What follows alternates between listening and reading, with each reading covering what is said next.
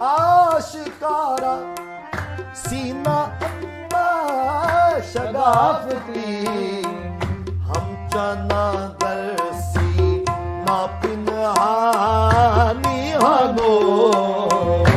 जी मेरा नाम शौकत मिराज है, लाहौर से ताल्लुक है मेरा। मेरा एक सवाल है, जो चले गए, हाँ जी, जो इनाम वाले चले गए, उनको तो उम्मीद है। जो अब है, यानी कि जैसे कि मैं हूं,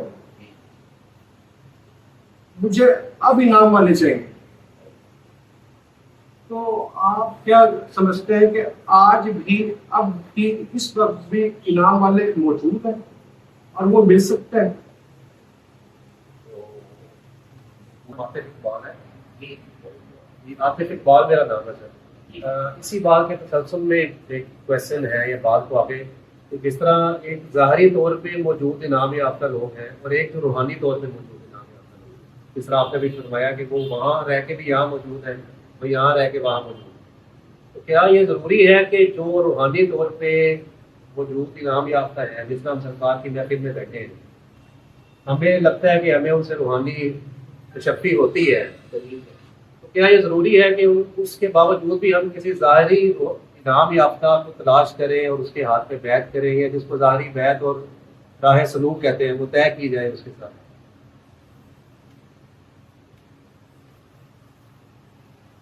एक पंजाबी शेर से मैं गल खत्म करूंगा।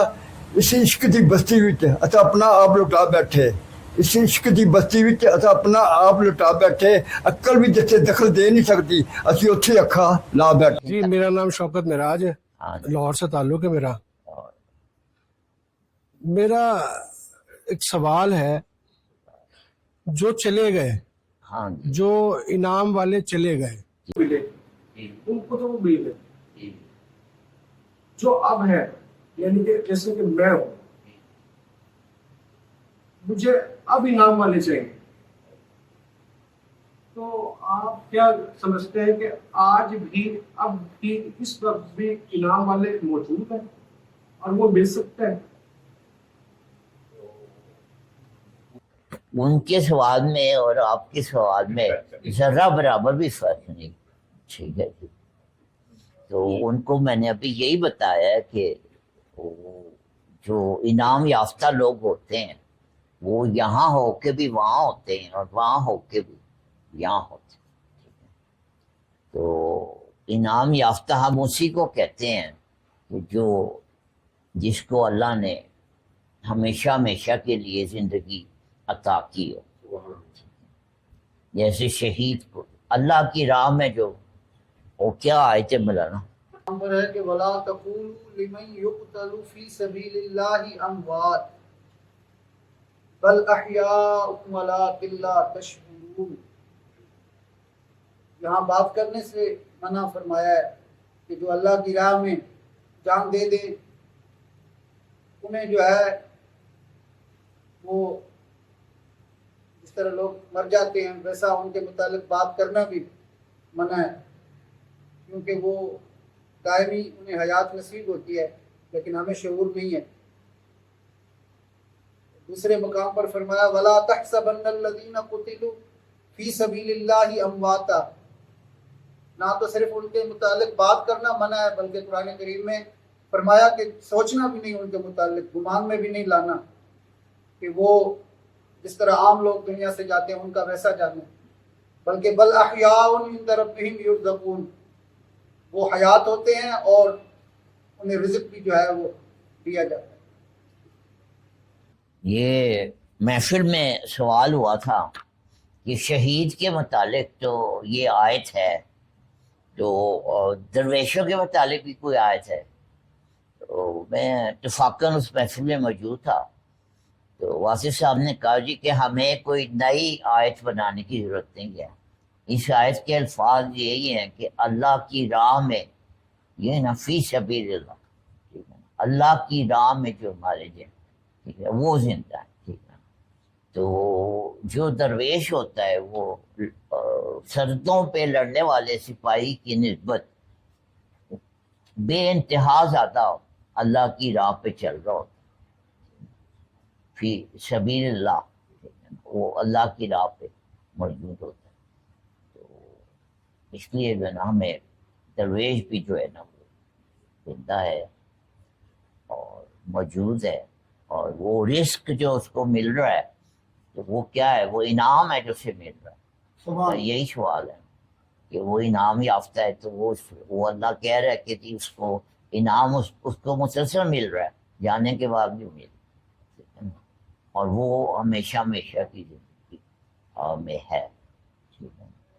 تو یہ بھی ایک محفل میں فرمایا کہ جو لڑتا ہوا مر جائے وہ ایک دفعہ شہید ہے، اور جو اللہ کی یاد میں مر جائے وہ اس سے بڑا شہید ہے، اور جو اللہ کے عشق میں چلا جائے وہ اس سے بھی زیادہ بڑا شہید، وہ اس سے بھی زیادہ، یعنی بڑا شہید کا مطلب ہے وہ اس سے بھی زیادہ زندہ ہے. وہ انعام کی بارش جو ہے وہ اس پہ ہو رہی ہے. کیا اب ایسا ہو سکتا ہے کہ جب نماز پڑھوں تو انعام والوں کو نہ مانگوں اللہ سے؟ وہ مل گئے. دیکھیں جناب،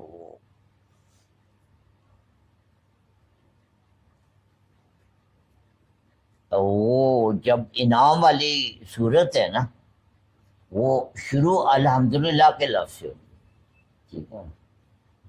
تو انعام وہ اس میں راز یہ ہے کہ الحمد وہی پڑھتا ہے جو انعام والوں کے قریب ہوتا ہے یا ہونے والا ہوتا ہے، ٹھیک ہے.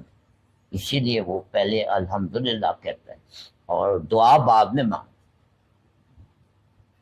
انعام اس پہ پہلے ہو چکا ہوتا ہے، دعا بعد میں مانگتا ہے کہ یا اللہ مجھے انعام والوں کا رستہ دے. تو جس کو رستہ ملنا ہوتا ہے اس کو ہی یہ دعا ملتی ہے. تو جس کو رستہ نہیں ملنا ہوتا اس کو یہ شوق ہی نہیں ملتا. اجازت ہے قبلہ علی بھائی آپ جی. کی اجازت سے جی جی جی. ایک تو یہ محترم کی بات پر سرکار واصف صاحب علیہ الرحمہ ایک شعر ذہن میں آیا، وہ جو آپ کا جواب بنتا ہے اگر آپ وہاں تک پہنچ پائے. آپ فرماتے ہیں کہ چلے ہو ساتھ تو ہمت نہ ہارنا واصف، کہ منزلوں کا تصور میرے سفر میں نہیں. اور دوسرا یہ ہے کہ بھریا عہدہ جانی جدا توڑ چڑھے، اس لیے یہ مانگتے رہنے پہلے. جو آپ کا سوال ہے کہ میں انعام یافتہ کو پھر نہ مانگوں، جی، تو اگر آپ کو کوئی جیتا جاگتا انعام یافتہ مل جائے فرض کریں تو، اور آپ کی اس سے ملاقات ہو جائے، اور ملاقات کے بعد رخصت ہوتے وقت آپ اس سے کیا کہیں گے؟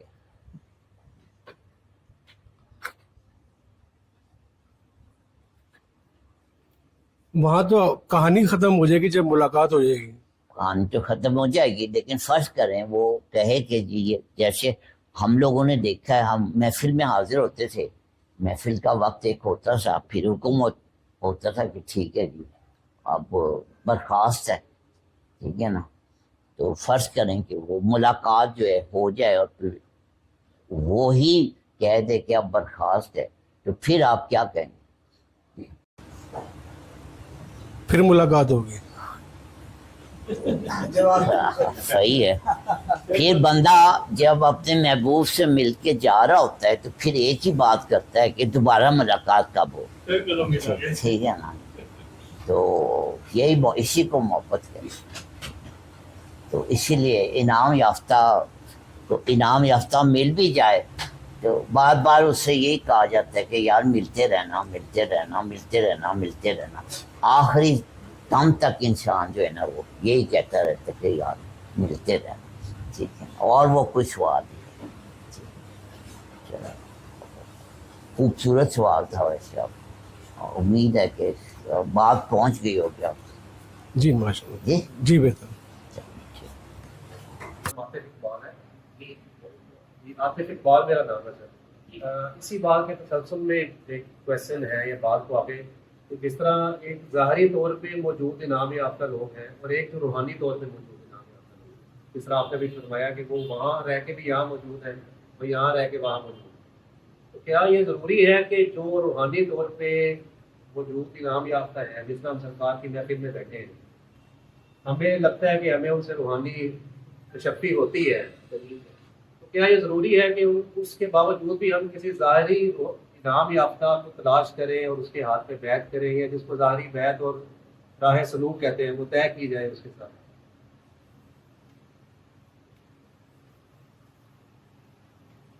جی، یہ ہم جب جاتے تھے واصف صاحب کی محفل میں تو ہم پہ بالکل پابندی نہیں ہوتی تھی کہ ہم کہیں اور نہ جائیں اور کہیں اور جا کے بیعت نہ کریں.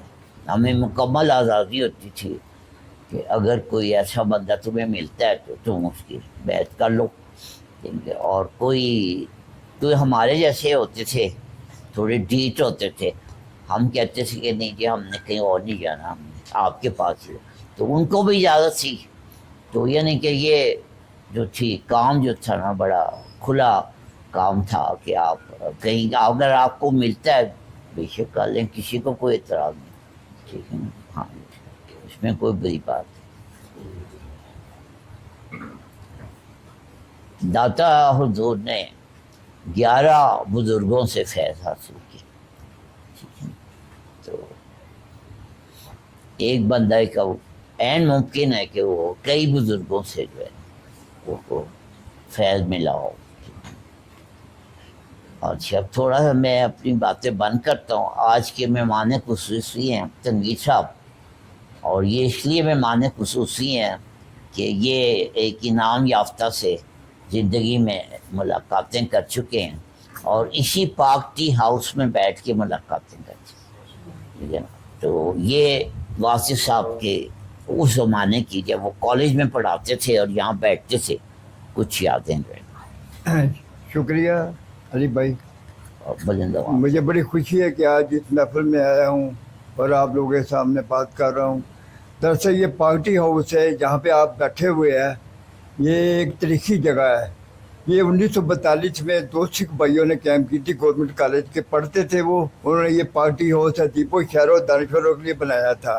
ایک کا نام تیج سنگھ تھا، ایک کا نام بوٹا سنگھ تھا. تو اس کا نام تھا انڈیا ٹی ہاؤس. تو برصغیر کے تمام ادیب، شاعر، دانشور یہاں کے بیٹھتے تھے اور بحث و بحث کرتے تھے، سوال جواب کرتے تھے، جیسے آج یہ محفل ہو رہی ہے. تو یہ ایک سلسلہ چلتا رہا تھا پورے برصغیر کے اندر. تو وہ لاہور میں آنا وہ فخر سمجھتے تھے اور یہاں پہ آنا اس سے زیادہ فخر سمجھتے تھے. جب تقسیم ہو گیا ملک تو وہ سکھ چلے گئے تو اس کا نام انڈیا ٹی ہاؤس ہو گیا. یہ YMCA کی بلڈنگ ہے، اس کا ایک حصہ ہے، تو اس کا نام پارٹی ہاؤس ہو گیا. تو جب ملک تقسیم ہو گیا، جہاں پہ پھر ادیب شاعر جو پاکستان میں مہاجر ہو کے آئے تھے وہ اور جو جہاں پہلے موجود تھے وہ بیٹھتے تھے. تو یہاں پہ بڑی عجیب و غریب محفلیں ہوتی تھی. یہ تو اب بڑی ہو گئی ہے، گیلری ہوتی تھی، اور طرح کا تھا ماحول. تو الگ الگ صوفے ہوتے تھے، الگ الگ میز ہوتے تھے. یہاں پہ ہر قسم کے لوگ آتے تھے، سوشلسٹ، کمیونسٹ، اسلام پسند، مجذوب، ہر قسم کے لوگ آتے تھے. وہ آپس میں بحث مباحث کرتے تھے اور کبھی لڑائی نہیں ہوتی تھی. ایک دوسرے کی بڑی تحمل مزاجی سے سنتے تھے. تو وہیں پہ بھی واصف صاحب بھی آ کے بیٹھتے تھے. تو اس کے پاس جناب کبھی فیض صاحب بیٹھے ہوتے تھے، کبھی سلیب الرحمان بیٹھے ہوتے تھے، کبھی ریاض چودھری بیٹھے ہوتے تھے، کبھی کمل یورش بیٹھے ہوتے تھے. ایک مختلف ادیب شاعردان بیٹھے ہوتے تھے ان کے ارد گرد اور وہ ان کی باتیں سن رہے ہوتے تھے. جیسے کبھی اختلاف تھوڑا بہت ہوتا تھا لیکن وہیں پہ وہ ہوتی تھی، لیکن ان کی باتیں جو تھی وہ ایک فلسفے کی باتیں ہوتی تھی. اور فلسفے وہ نہیں جو سقراط نے یا دوسرے فلسفیوں نے کہا، وہ بہت آسان اور عام فہم زبان میں بات کرتے تھے. اور آج ان کی کتابیں دیکھ لیں، 2 کتابیں تو ان کی زندگی میں آئی، ایک کتاب ان کی وفات کے بعد آئی. آپ ان کی چھوٹی چھوٹی باتوں میں وہ بہت بڑی بات کر جاتے تھے. تو وہ جناب علی ایسے یہ سلسلہ جاری رہتا تھا. تو بات یہ کہ میرا تعلق کیونکہ کمیونسٹ پارٹی سے تھا اور سوشلسٹ خیالات کے تھا، تو کبھی انہوں نے برا نہیں مانا تھا. کہہ رہے یار تم مومن ہو لیکن دماغ تمہارا کافروں والا ہے. तुम हो मोमन लेकिन दिमाग तुम्हारा काफरों वाला है। अगर तुम सही रास्ते पे आ जाओ तो यकीन जानो बहुत आगे चले जाओगे। अगर ये आपस दुआ क्या करे यही मेरे लिए काफ़ी है। हम तो आप लोगों की खिदमत करने वाले लोग हैं, हम कोई अलामा या कोई वो दानिश्वर नहीं है। तो बड़े खुश होते थे। तो उसके बाद उनकी महफिलें यहाँ से वो सिलसिला ख़त्म हुआ तो फिर वो अकबाल टाउन में तकरीबन गुलशन रावी में। है, गुलशन रावी में, और फिर उसके बाद वो कदाफी स्टेडियम के पास है। तो कदाफी स्टेडियम के पास भी उनकी महफिलें जारी रही। वो सिलसिला जारी रहा, लोग आते रहे, कारवां बनता गया, लोग आते गए, कारवां बनता गया, बेशुमार लोग आते गए। तो यहाँ से आगाज़ हुआ था तो फिर वो आगे बढ़ा। तो उनकी शख्सियत के मुतालिक कुछ। हाँ जी, शख्सियत ये है कि वो बहुत नरम गो और बहुत आराम से बात करने वाले और अगले को समझाने वाले। जैसे मैं कि अवामी फलसफे में वो बात करते थे, फलसफा एक मुख्तर से जुमले के अंदर वो सारी बात बता देते थे कि ये सारी बात है और ये जनाब अली उनका कमाल था। वो सही मैनों में दरवेश थे। वो ऐसे दरवेश थे जैसे कि मैंने बाबा फरीद का नाम लिया था, वही सिलसिले की कार्रवाई थी। तो उन्हीं का सिलसिला है आज मुझे इनके अंदर नज़र आ रहा है, बल्कि इनकी शक्ल नज़र आ रही है उनके अंदर मुझे। ये मेरा अपना कमाल है या क्या है। एक पंजाबी शेर से मैं गल ख़त्म करूँगा। इसी इश्क दी बस्ती विच अस अपना आप लुटा बैठे, इसी इश्क दी बस्ती विच अस अपना आप लुटा बैठे, अक्ल भी जिथे दखल दे नहीं सकती असी उत्थे अखा ला बैठे। ये वो लोग है जिथे अखा ला बैठे आ, साडी पहुंच तो बहुत अगे आ, साडी पहुंच उत्थे नहीं जाती हैगी। इसी इश्क दी बस्ती विच अस अपना आप लुटा बैठे, अक्ल भी जिथे दखल दे नहीं सकती असी उत्थे अखिया ला बैठे। तो वासफ साहब जो थे वो बड़े सगीर की पाक हिंद की तारीख में एक बहुत बड़ा मकाम रखते थे, बहुत बड़ा मकाम रखते थे। आज उनकी किताबें पूरी दुनिया में पढ़ी जाती है। अभी ये मुख्तलिफ शहरों से लोग आए हुए बता रहे थे, कोई सरगोदा से आया, कोई सियालकोट से आया दोस्त, कोई कराची से आया है। तो ये उनकी मोहब्बत का नतीजा है कि वो आ रहे हैं। तो बाकी मैंने कल भी एक बात कही थी, आज फिर मैं बात कर रहा हूँ।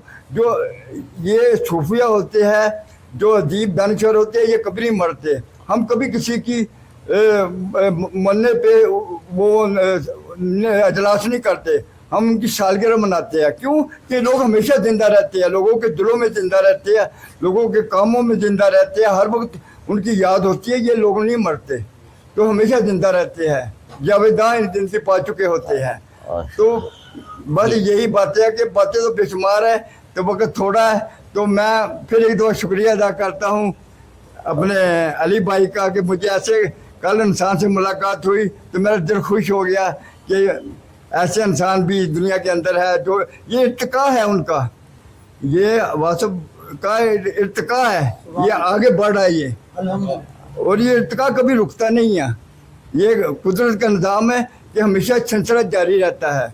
नबूवत ख़त्म होगी, वलादत शुरू हो गई है, और ये वलादत का सिलसिला और ये इसका सिलसिला और ये अल्लाह का सिलसिला हमेशा क़यामत तक जारी रहेगा। तो मेरा इस महफिल में आके तो कुदरत का निज़ाम है। और फिर मैं अली भाई का तमाम लोगों का शुक्रिया अदा करता है कि मुझ जैसे एक वर्कर को आपने इतनी इज्जत दी, और इंशाअल्लाह ताला मैं आइंदा भी आपकी खिदमत में हाज़िर होता रहूँगा।